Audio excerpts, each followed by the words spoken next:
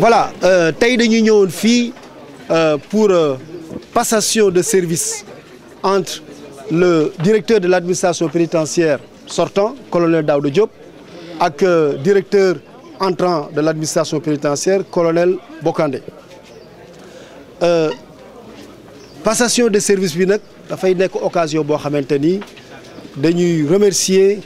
féliciter sant colonel Daouda Diop pour liggéey bu am solo bi nga xamante ni liggéey na ko à la tête de l'administration pénitentiaire.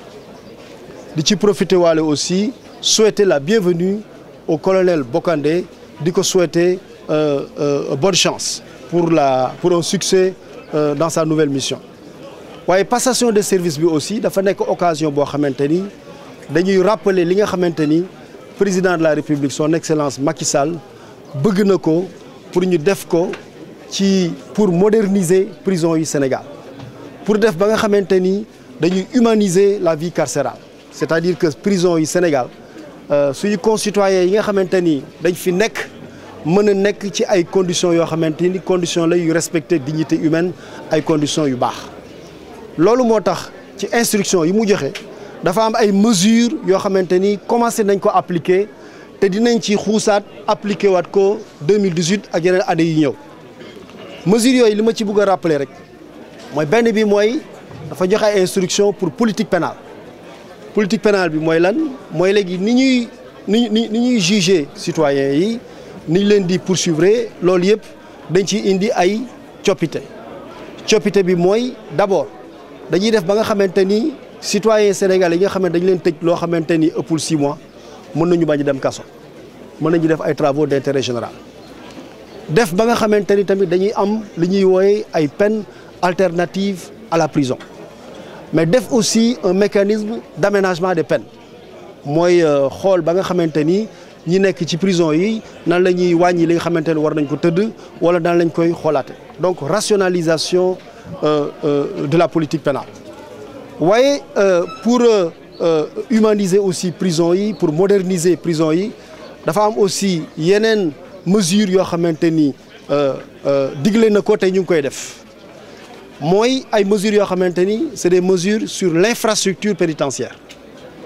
def ba nga xamante ni prison yi nekk Sénégal dafay nekk prison yoo xamante ni conditions de vie dina nekk ay conditions yu baax. ci loolu nag le président de la République décidé ñu tabax prison bu bees déjà à Sébikotane, prison boo xamante ni presque pare na, prison de 500 places la. parce que Sénégal comme ni ngeen ko xamee depuis indépendance tabaxuñu fi kaso yi fi nekkoon yëpp tubaab yi ñoo ko tabax. yeneen prison yu ci bari sax biñ koy tabax du woon affaire prison, dañ ko changer destination def ko prison. moo tax ñu bëgg a améliorer infrastructure pénitentiaire bi tabax prison yu bees waaye réhabiliter 37 établissements pénitentiaires yi nga xam ne yëpp am na Sénégal. te loolu commencé na